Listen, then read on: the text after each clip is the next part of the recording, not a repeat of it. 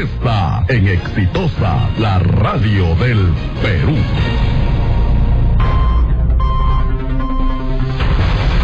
6 de la tarde con 33 minutos, 6:33. Bueno, hoy, 1 de diciembre, es el Día Mundial de Lucha contra el SIDA. Por cierto que hay muchas actividades en el marco de este día que se conmemora con la finalidad de llegar a la conciencia de las personas, tomar en cuenta cuáles son las medidas de prevención, cuál es justamente la población más vulnerable también, y romper con muchos mitos que están generando obstáculos para que este sector poblacional importante pueda acceder también, si es que está infectado o tiene alguna sospecha por el carácter o, digamos, el comportamiento de vida de estar contagiados con el VIH, y peor aún si es que la enfermedad se manifestó en el SIDA, el mortal SIDA que no tiene cura. Son las 6:34 minutos y para eso tenemos a nuestra siguiente invitada. Así es, estamos con la doctora Magali Blas, médico infectóloga de la Universidad Peruana Cayetano Heredia. ¿Qué tal, doctora? Bienvenida a Radio Exitosa. Buenas noches ya. Muchas gracias por la invitación y gracias a la Universidad Peruana Cayetano Heredia por permitirme estar aquí.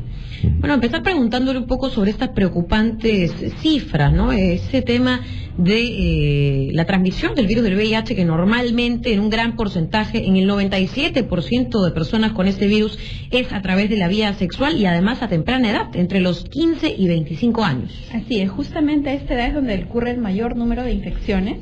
Por eso es que es importante recalcar a los padres sobre tener o brindar una educación sexual integral a los hijos. Eso empieza desde la casa y el colegio.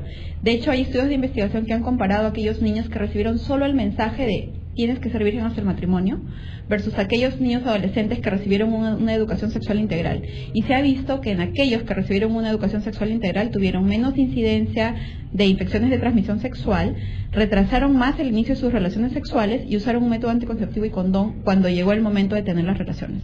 Por eso es que la educación sexual integral es importante. Recuerden que los hijos van a tener relaciones sexuales así uno no lo quiera, y es mejor que lo hagan informados.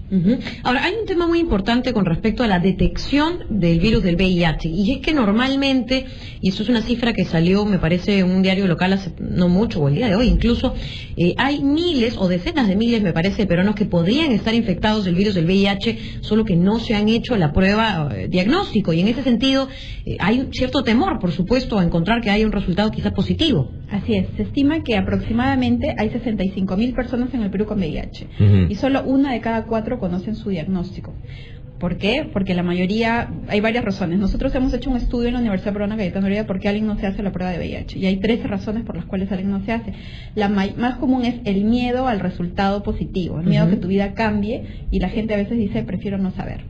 La otra razón importante es porque ellos no creen que han estado en una conducta de riesgo. Entonces tienen relaciones sexuales sin condón, pero ellos no piensan que es una conducta de riesgo. Entonces es importante también recordar cuáles son las formas de transmisión del VIH y que uno se haga la prueba de VIH. Otra de las razones es por la falta de confidencialidad. Ellos tienen temor que cuando se hagan la prueba la gente se va a enterar, o que su familia no lo va a apoyar, o que sus amigos no lo van a apoyar. Algunos dicen que no saben dónde hacerse la prueba y otros piensan que el tratamiento cuesta, y es importante decirle al público de tu radio que ahora el tratamiento antirretroviral es gratuito, que ahora el VIH es una enfermedad crónica como la diabetes y la hipertensión. Si tomas tu tratamiento puedes vivir todos los años que te hubiera tocado vivir sin VIH. Y es importante que se hagan la prueba a tiempo. ¿Por qué? Porque si uno espera que sus defensas estén bajas para hacerse la prueba de VIH, pues puede ser muy tarde. Por ejemplo, han habido estudios en los cuales si tu nivel de defensa es tan bajo como menor de 250 CD4, que es una medida de inmunidad, pierdes más o menos más de 10 años de vida a que si te lo haces antes. Por eso es que es importante hacerse el diagnóstico a tiempo. Ahora las pruebas son rápidas, o sea, en 15 minutos tú puedes tener tu resultado de VIH. Antes esperabas 3 días por lo menos con la prueba de ELISA. En cuanto al tercer factor que usted mencionaba por el que las personas no se hacen este examen, esta prueba para saber si tienen o no VIH, decía usted, es el temor al que dirán, ¿no? O se van a enterar los demás. Ahí tiene que ver también un poco la discriminación, creo yo, de algunos especialistas en los centros de salud para con este tipo de personas, que también las verán como si fueran algo terrorífico, ¿no? Felizmente ha habido muchas campañas y eso ha mejorado bastante, pero sí existe un temor de la falta de confidencialidad del paciente, es decir, que alguien o algún enfermero, que alguien lo reconozca si va al centro de salud y lo ve, entonces, y que divulgue su resultado, ¿no? Pero sí ha habido bastante trabajo, pero todavía falta mucho más, mucho por trabajar en cuanto al tema de estigma y discriminación, no solo para las personas con VIH, sino también para la población más afectada por el VIH. ¿Quiénes son? Pues ahorita tenemos una epidemia concentrada básicamente en la población de hombres que tienen sexo con hombres y mujeres trans. Por ejemplo, las mujeres trans tienen, de toda la población, la más alta prevalencia de VIH. Ellas pueden llegar a prevalencias de hasta 30%, dependiendo del estudio. Es decir, 3 de cada 10 mujeres trans tienen VIH.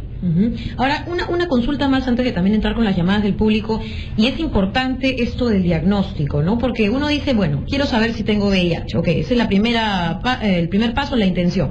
Luego, la prueba consiste en una muestra de sangre, en fin, eso te lo dice el médico, pero hay una cosa que algunos siempre se preguntan, que es el periodo silente, ¿no? Es decir, yo una vez que he tenido, por ejemplo, relaciones sexuales con alguien que no es mi pareja usual y no he usado preservativo, ¿puedo al día siguiente hacerme la prueba del VIH y tener los resultados? Pues, hay un periodo, digamos. Hay un periodo de 3 a 6 meses, que le llamamos periodo de ventana, ¿no? Entonces tú tienes relaciones sexuales de riesgo o pasó algo y tienes una relación de riesgo, hubo una violación, pasó algo. Pues te haces la prueba inmediatamente para ver si es que ya no tenías VIH antes de ese evento, y luego te haces la prueba a los 3 y a los 6 meses para ver si es que, digamos, es el periodo de seroconversión, ¿no? Tienes que esperar más o menos ese tiempo para que tu organismo produzca las defensas que pueda detectarlas la prueba. Entonces, más o menos sí, esperas entre 3 a 6 meses. Digamos que eso es lo que habría que aconsejar a las personas que nos escuchan para hacerse la prueba, y siempre lo antes posible, ¿no? Así es, y por ejemplo en poblaciones de alto riesgo como los hombres que tienen sexo con hombres o las trabajadoras sexuales, pues ellos se hacen la prueba cada 6 meses regularmente porque tienen conductas de riesgo. Por cierto, deben hacer la prueba, es una obligación ya en ellos, por cierto, ¿no? Deberían hacerse la prueba, es cierto. ¿Por qué? Porque si es que se infectaron de